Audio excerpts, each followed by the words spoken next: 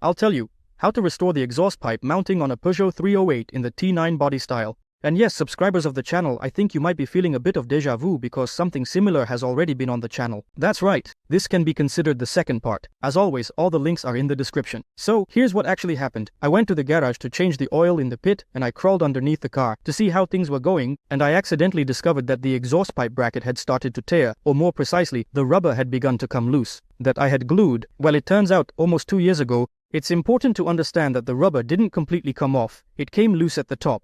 Basically, it came off by about 25%, and if you don't deliberately try to yank that pipe back and forth or intentionally tear it, the remaining adhesive holds on pretty well. So in my opinion, the method definitely works and is worth using. The adhesive that has come loose, what's left, holds on pretty well. So in my opinion, the method is quite effective and has a right to exist. So at the end of the video, I removed the leftover adhesive and re-glued everything. The most important thing here is to clean and degrease it well. This time I used quintal glue.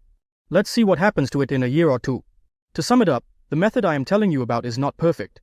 Well, maybe I just haven't found the right glue yet. But in fact, the mounting has withstood 2 harsh Belarusian winters.